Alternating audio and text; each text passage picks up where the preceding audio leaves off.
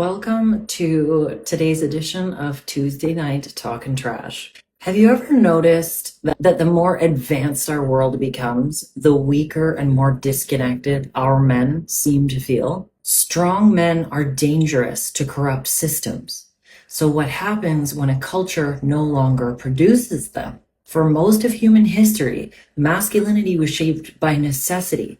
Men were protectors, builders, leaders in their families and communities, not because it was trendy, but because survival demanded competence, discipline, and emotional resilience. Before World War II, the core values were simple and straightforward: faith, family, community, God, and contribution. A man had to manage himself, not be managed by endless systems. Then the war ended, and everything accelerated. After World War II, the world moved into mass production, mass consumption, and mass distraction. Life became easier, but meaning didn't grow with it. Industry exploded. Jobs were everywhere. Convenience replaced challenge. And when life no longer requires excellence to survive, something important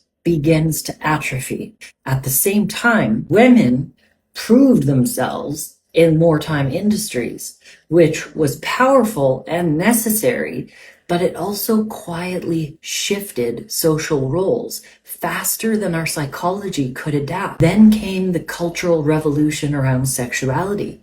Studies like Kinsey's reframed taboo behavior as normal, and the message subtly became, if you are resisting impulse, something is wrong with you. Sexuality was detached from responsibility.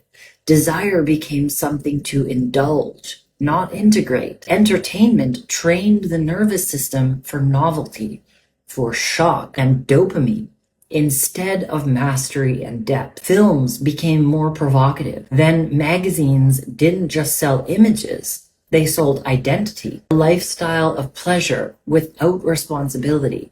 And eventually, pornography removed the final barrier. What once required courage, confidence, social skills, and self-mastery became instant, private, and limitless. And slowly, generation by generation, men were conditioned away from initiation, from rites of passage, from becoming. For thousands of years, masculinity was forged by delayed gratification. Now we train men for constant stimulation. So when people ask, where did all the strong men go? Where did all the real men go? A better question might be, what kind of system benefits from people who are distracted, overstimulated, and disconnected from their purpose? Because disciplined men are hard to control, but addicted, insecure, and numbed out men are very easy to market. They're very easy to govern.